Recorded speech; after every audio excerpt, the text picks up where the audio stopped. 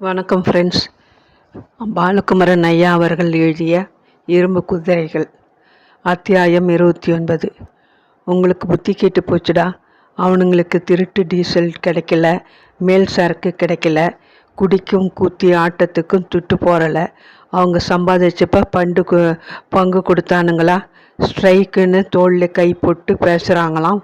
உங்களை எவனாச்சும் டீசல் துட்டில் பங்கு வாங்கியிருக்கீங்களாடா? தோடா, இவர் வண்டி லாபத்தில் கூலி ஆளுங்களுக்கு பங்கு அள்ளி கொடுத்துட்டாரு. லாரி டிரைவரை காட்டி பேசுகிறாரு. மேல் பாரம் ஏற்றினா கூலி ஆள் டிரைவர்கிட்ட துட்டு வாங்கிறது ஊர் தெரிஞ்ச சங்கதி. டிரைவரையும் கூலி ஆளையும் விரிக்க நினைக்காதே. கூடிக்கிங்கடா. கூடி முடிச்சதை பாருங்க. வயிறு காஞ்சா வருவீங்க. தோழர்களே, பளு தூக்கும் வீரத்தோள் கொண்ட மறவர்களை, வயிறு காய்ந்தால் வழிக்கு வருவீர்கள் என்று சொன்னாராம் ஒரு லாரி முதலாளி. வசதி படைத்தவன் வயிறு பெருத்தவன் பேசுகிறான். வயிறு காய்ந்தால் வருவீர்கள் என்று கொக்கரிக்கிறான். ஆமாம், வயிறு காய்ந்தால் வருவோம். உன் கடை வாசலை நோக்கி வருவோம். வழக்கு பேச அல்ல, வாய்தா கேட்பதற்கல்ல, விட்டு சமாதானம் பேசுவதற்கல்ல. எங்கள் வயிறு எரியும் வேதனையை உன் மீது கொட்டுவதற்கு வருவோம். எங்கள் அடி வயிற்றில் தீயை உன் கடை மீது வீசுவோம். தாங்குவாயா வட தேசத்து வணிகனே? தமிழ் வரவர் கூட்டம் சீரும், புலியென பாயும். வடிவேலு மாலை கூட்டத்தில் பேசினான். கப்பல் ஒதுங்கிற்று. நூற்றுக்கணக்கான ரப்பர் பால் பேரல்கள் கரையில் இறங்கின. சுங்கசாவடியில் எந்த இடைஞ்சலுமின்றி காகிதங்கள் கையெழுத்திட்டப்பட்டன. 2 நாளில் அத்தனையும் வெளியேறிவிட வேண்டும். 48 மணி நேரம் தவணை. அத்தனையும் ஹார்பரை விட்டு வெளியேறினால் நல்லது. இல்லையெனில் 1 கிலோ எடைக்கு ஒரு நாளைக்கு 40 பைசா டெமரேஜ் விதிக்கப்படும். ஏற்கனவே அதீத விலை கப்பல் கட்டணம். இந்த ஹார்பர் அபராதம் வேற எதற்கு? ஒரு லாரிக்கு 30 பேரல் வீதம் 1000 பேரல் இறங்க எத்தனை லாரிகள் தேவைப்படும்? விஸ்வநாதன் கணக்கு போட்டான். 4 கிளார்க்குகள் புடைசூழ தண்ணி தொட்டி தெருவுக்கு புறப்பட்டான். காயத்ரியை இன்று பார்க்கலாம். மரியாதையாய் கை கூப்பலாம். வெள்ளமாய் கிளறி கோபம் ரசிக்கலாம். தண்ணி தொட்டி தெருவில் கார் விரைவாய் திரும்பிய போது சற்றென்று என்னவோ உதைத்தது. ஏன் தெரு காலியாய் இருக்கிறது? காந்திலால் கம்பெனி பாதி கதவு அடைத்திருந்தது. காயத்ரி மட்டும் உள்ளே இருந்தாள். இவன் நுழைந்ததும் வரவேற்றாள். விஷயம் கேள்விப்பட்டதும் இம்பாசிபிள் என்றாள். பதிலுக்கு அங்குள்ள சூழ்நிலையை சொன்னாள். விஸ்வநாதன் இடிந்து போய் உட்கார்ந்தான். தன் ஆஃபீஸுக்கு போனில் பேசினான். யாரோ உரத்த குரலில் விஸ்வநாதனை ஏசிக்கொண்டிருந்தார்கள். போனில் இரைச்சல் தாழாமல் விஸ்வநாதன் காதிலிருந்து ரிசீவரை அகற்றி தன் எதிரே வைத்து கொண்டான். எதிர்முனை இரைச்சல் அங்குள்ள எல்லோருக்கும் கேட்டது. என்ன லைசன் ஆஃபீஸர் நீ? லாரி ஸ்ட்ரைக்கு பற்றி அங்கே போகும் வரை தெரியாது என்று சொல்கிற நீ என்ன விதமான லைசன் ஆஃபீஸர்? ஊர் நடப்பு தெரியாதவன் என்ன லைசன் ஜாப் செய்ய முடியும்? இடியட். இது முன்னவே நமக்கு தெரிந்திருந்தால் கப்பல் சரக்கை விசாகப்பட்டினம் திருப்பி இருக்க முடியும். ஏன் சென்னையில் சரக்கு இறக்குவதையே பேப்பர் சரியில்லை என்று தாமதப்படுத்தியிருக்க முடியும். டெமரேஜ் எவ்வளோ கொடுக்க முடியும்? எத்தனை நாள் தர முடியும்? கம்பெனிக்கு நஷ்டம் செய்யவே கங்கணம் கட்டி கொண்டு வேலை செய்கிறீர்கள். என்னால் இதை பொறுத்து கொள்ள முடியாது. Viswanathan, listen to me. என்ன செய்வாயோ ஏது செய்வாயோ, சரக்கு இறக்கி 2 நாளுக்குள் நம் இடத்துக்கும் வந்தாக வேண்டும். வழி இல்லாமல் போகாது. முயற்சி செய், விடாத முயற்சி செய். ஸ்ட்ரைக் செய்கிறவன் யார் என்று பார். அவனிடமே பேசு. செலவு முக்கியமில்லை, உற்பத்தியும் நேரமும் முக்கியம். அங்கே உட்கார்ந்து கவிதை கிறுக்கிக் கொண்டிருக்காதே. ஆக்ட் ஐசே. கதையும் எழுதுகிறவனெல்லாம் வேலைக்கு வந்து கம்பெனியின் தாலியை அறுக்காதீர்கள். பதில் பேச வேண்டாம். விஸ்வநாதன் உன் கவிதையை பற்றி பேசியது வருத்தம் என்றால் resign the job and get lost. மறுமுனையில் ஃபோன் ஆத்திரத்துடன் வைக்கப்பட்டது. விஸ்வநாதன் தலையை குனிந்தபடி 2 கைகளிலும் ரிசீவரை எதிரே பிடித்தபடி உட்கார்ந்திருந்தான். முகம் சுண்டி போயிருந்தது. அங்கே உட்கார்ந்த கவிதை கிறுக்கி கொண்டிராதே. செவி பறையில் இந்த வாக்கியமே மறுபடியும் அதிர்ந்தது. எங்கே சரிக்கினாலும் ஆஃபீஸ் இவனை தாக்குகிற இடம் இங்குதான். சற்றென்று இவன் கவிதையை தான் வெட்டி எறிகிறார்கள். கிரிக்கெட் ஆடுகிறவனுக்கு சில ஆபீஸுகளில் மரியாதை இருக்கிறது. இதற்காகவே வேலை தரப்படுகிறது. விளையாட்டில் வல்லவன் என்பதற்காகவே வேலை தரும் இடங்களும் உண்டு. ஆனால் கவிஞனுக்கு யாராவது கவிதைக்காக வேலை தருவது உண்டா? எழுதுகிறவனை எந்த அலுவலகமாவது போற்றி வைத்து கொண்டிருக்கிறதா? கவிதை எழுதுகிறவன் சோம்பேறி என்பது இவர்கள் எண்ணமோ? உழைப்புக்கே குதிரை என்று பெரும்போக்கு ஒரு நாள் உடையும். விஸ்வநாதன் டைப்ரைட்டர் ஓடத் தொடங்கியது. ஓடத் தொடங்கியது. குரங்குகள் மனிதர் போல வளர்ந்தது உண்மையாயின் குதிரையின் ரூபம் மாறும். உடல் மட்டும் மனிதர் போல மடி மீது வீணை போட்டு மழைக்கான வேதம் பாடும். இருங்காலில் புவி ஈர்ப்பை ஏந்திய குதிரை புத்தி உலகத்தின் மாயை மாற்றும். சகலமும் கவிதையாகும். குதிரைகள் மாறும் ஒரு நாள், குரங்குகள் மடியும் அன்று. விஸ்வநாதன் ரிசீவரை மிருதுவாய் அதனிடத்தில் வைத்தான். காயத்ரி இவனையே பார்த்து கொண்டிருந்தாள். இத்தனை வயசுக்கு பிறகும் ஏன் இவ்வளவு மிருதுவான மனசாய் இருக்கிறான் என்று கேட்டுக்கொண்டாள்.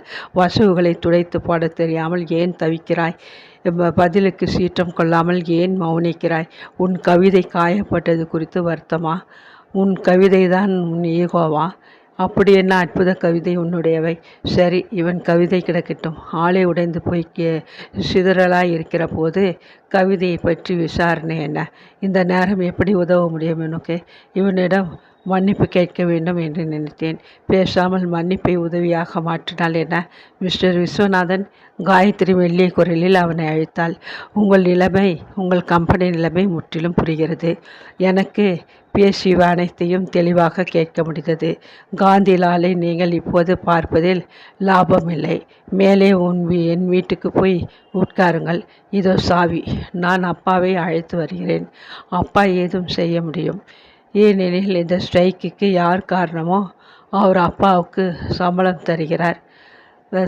தருகிறவர். நாம் யோசிப்போம். விஸ்வநாதன் சிறிது நேரம் சலனமிட்டு இருந்தான். மெல்லியதாய் சிரித்தான். அவளுடன் சமீபத்தில் செய்த கார் பயணம் நினைவுக்கு வந்தது. மறுபடியும் சிரித்தான். 3ஆம் முறையாய் முட்டாள் என்று என்னை அழைக்க நான் வேறு ஒரு சமயம் உங்களுக்கு சந்தர்ப்பம் தருகிறேன் மிஸ் காயத்ரி. இப்போது என்னை சற்று தனியே விடுங்கள். மிஸ்டர் விஸ்வநாதன், மிக சில நாட்களில் இந்த டிரான்ஸ்போர்ட் விஷயங்கள் அத்துப்படியானவள் என்கிற முறையில் பேசுகிறேன். உங்களை என் தந்தையின் நண்பராய் கருதி பேசுகிறேன். இங்கே நீங்கள் செய்யக்கூடியது ஏதுமில்லை நான் சொன்னதை தவிர. போன முறை நாம் பேசியது இலக்கியம். ஆளுக்கு ஆள் வேறுபடக்கூடிய ரசனை விஷயம். அதையும் இதையும் பிணைக்க வேண்டாம். நான் பிறந்ததே உங்களை முட்டாள் என்று அழைக்கும் சந்தோஷத்துக்காக அல்ல. எனக்கு வேறு வேலைகள் உண்டு.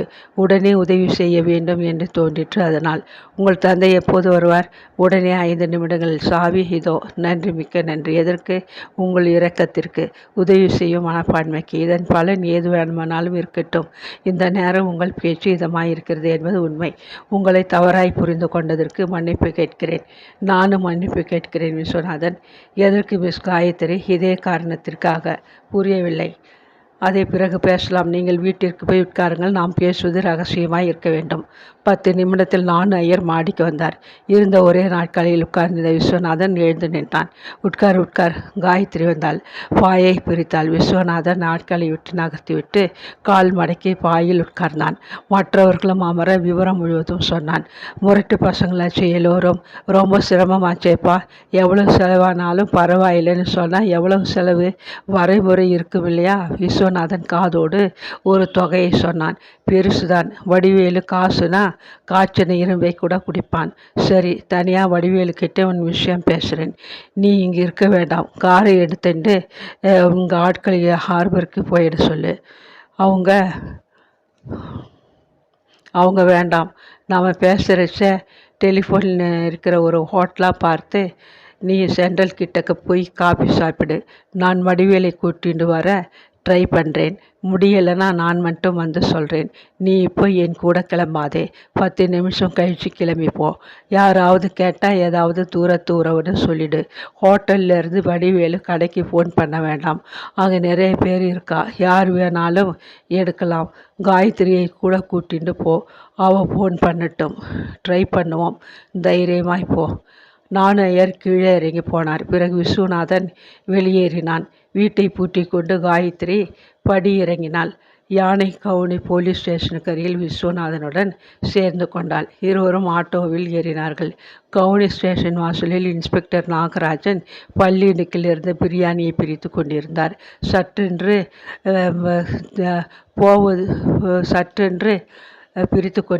சற்றென்று நிமிர்ந்தார்.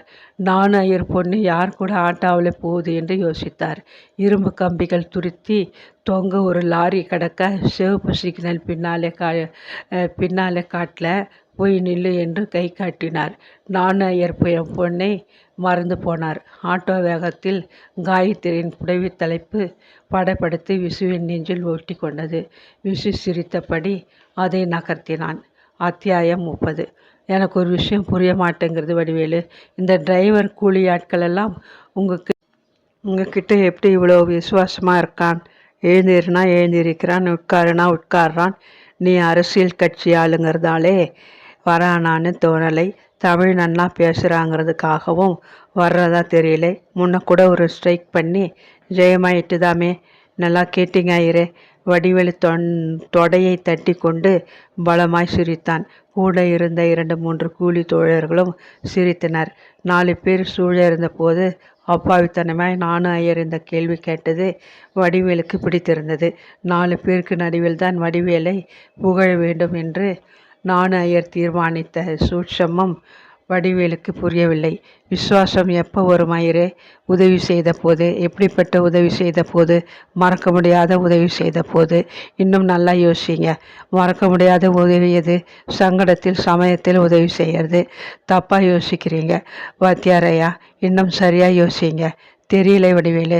பலன் எதிர்பாராமல் உதவி செய்கிற போது. வாத்தியாரையா, இந்த ஸ்ட்ரைக்காலே நஷ்டம் எனக்கு கூடத்தான். எனக்கு வருமானம் போச்சு. ஆயிரமாய் பழங்குற இடம் இது. உங்களுக்கே தெரியும். இவங்களுக்கு 5 ரூபா கூட கிடச்சிதுன்னா எனக்கு என்ன லாபம்?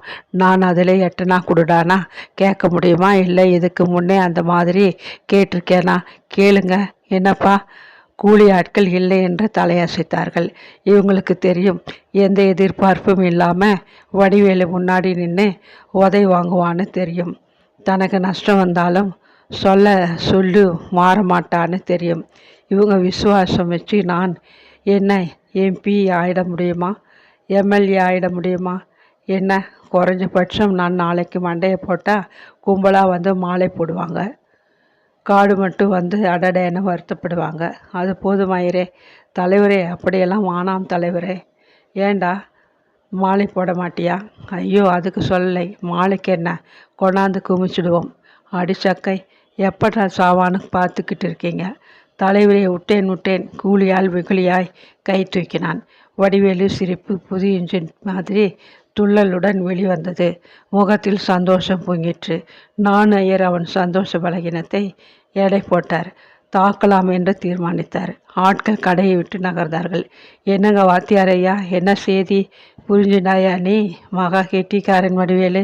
இல்லைன்னா இங்கே குப்பை கொட்ட முடியுமா? சொல்லுங்க. English company. அவளுக்கு மைபரிஸ் ரோட்லேயே ஒரு குடோன் இருக்குது. காந்தி நாள் ஓட்டுறானவங்களுக்கு. காந்தி நாள் கடை மூடி இருக்கு. என்னை வந்து கேட்டான். வண்டி ஓடாதுன்னு கிட்டக்கவே வராதுடான்னுட்டேன். அடடா, வாடகை மேற்கொண்டு தரேன் நான். வண்டிக்கு 1000 கொடுத்தா கூட எடுக்க மாட்டாங்க. போயிட்டு வான்னுட்டேன். மேலேனா மொத்தமாக 10,000. நான் 10,000 கேஷாக தரேன் நான். என்ன சொன்னீங்க? எனக்கு ஒன்றும் புரியலை. உன்னை சுற்றி எப்போவும் கூட்டம். விட்டுட்டீங்களா? வடிவேலு வேகமாய் திரும்பினான். விடுவேனா? இங்கே பேச முடியாது. நீ ஏதாவது ஒரு ஹோட்டலில் போயிரு. எங்கே இருக்கேன்னு ஃபோன் பண்ணி என்னன். நாம் அங்கே போகலாம். ஃபோன் வரும். ஃபோன்லேயே என் பொண்ணு பேசுவா. உங்கள் பொண்ணா? அவளையும் அந்த ஆள் கூட அனுப்பியிருக்கிறேன். உங்கள் பொண்ணையா? அவர் கூடவா? என்னத்துக்கு? அந்த பையன் இங்கிலீஷ் கம்பெனி ஆள். பேரு விஸ்வநாதன். எனக்கு தூரத்து உறவு. வேலை போயிடும்னு வந்து அழுதான். பெரிய ஆள் ஐயரே நீ. இப்போ சொல்லு. ஒன்றும் முடியாது. நீ வேற எங்கேயாவது பார்ப்பான்னு அனுப்பிச்சிடலாம். வானாம், ஃபோன் வரட்டும். செய்யலாங்கிறியா? யோசிப்போம். காசுக்கு நான் ஜவாப்தாரி.